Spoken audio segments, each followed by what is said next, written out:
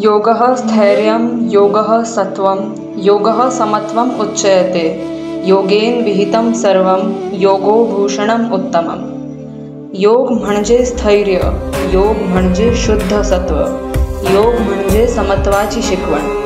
योगामुळेच सर्व काही सिद्ध होते, कारण योग हेच श्रेष्ठ आभूषण आहे।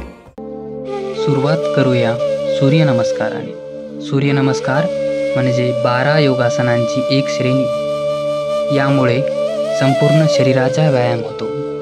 शरीर लवचिक, मजबूत आणि उत्साही राहतं। दररोज केल्यास आरोग्य, पचन आणि मनशांती सुधारते। वृक्षासन। वृक्षासन म्हणजे झाडासारखी स्थिरता आणि संतुलन। हे आसन शरीराचं समतोल वाढवतं, पाय मजबूत करतं आणि मन एकाग्र ठेवतं। शीर्षासन। शीर्षासन म्हणजे डोक्यावर उभे राहण्याचे आसन। यामुळे मेंदूला अधिक रक्तपुरवठा होतो, स्मरणशक्ती आणि एकाग्रता वाढते।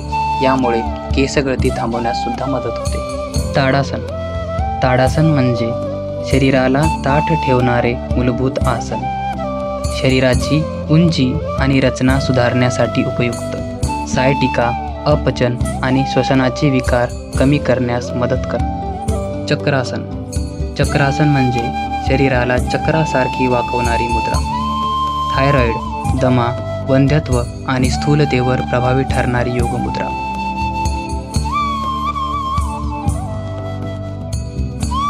त्रिकोणासन। त्रिकोणासन म्हणजे त्रिकोणासारखी मुद्रा। हे आसन पाठीचा कणा लवचिक ठेवतं, कंबर आणि पायांची ताकद वाढवतं।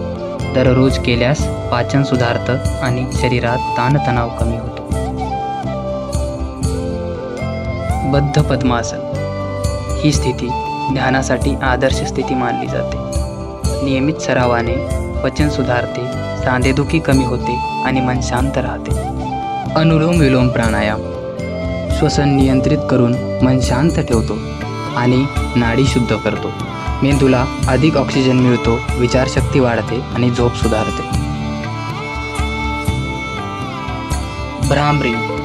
भ्रामरी प्राणायाम म्हणजे भ्रमराच्या आवाजासारखा श्वासांचा सुंदर नाद।